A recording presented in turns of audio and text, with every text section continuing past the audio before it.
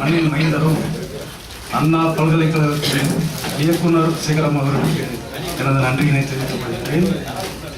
முன்னாள் விசி அவர்களுக்கும் எனது நன்றியினை தெரிவித்துக் கொள்கின்றேன்.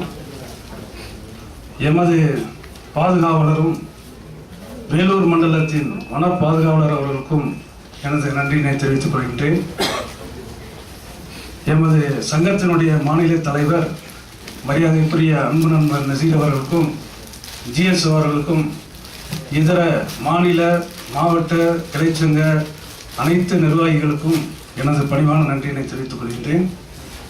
எமது மூன்றெழுத்து மந்திரக்காரர் முன்னாள் மாவட்ட வன அலுவலர் ஒரு சூப்பர் ஜென்டில்மேனை எங்ககிட்ட கொடுத்துட்டு திருவாரூர்ல ஜாலியா போயிருக்கார்.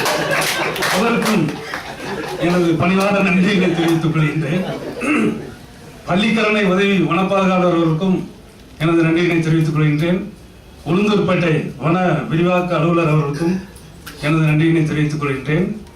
ஓய்வு பெற்ற அனைத்து உதவி வன பாதுகாவலர்கள், இந்நாள் வன பாதுகாவலர்கள், ஓய்வு பெற்ற இந்நாள் வனச்சரக அலுவலர்கள், வனவர்கள், வன காப்பாளர்கள், வன காவலர்கள், தோட்ட காவலர்கள், அனைத்து நிலை அலுவலக நண்பர்கள் அனைவருக்கும் எனது நன்றியை தெரிவித்துக் கொள்கின்றேன். ஓய்வு பெற்ற நிறைய நண்பர்கள் வந்திருக்கிறாங்க. அவர்களுக்கு எனக்கு சிறந்தாழ்ந்த நன்றிகள்.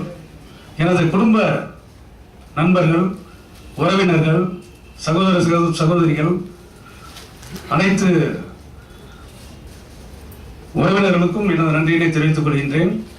நான் எப்பவுமே மேடையெல்லாம் பேசுறதில்ல, அஞ்சாலஞ்செல்லாம் கிடையாது, ஒன்றும் கிடையாது. சும்மா சொன்னா முன்னாடி போவேன், அவ்வளவுதான்.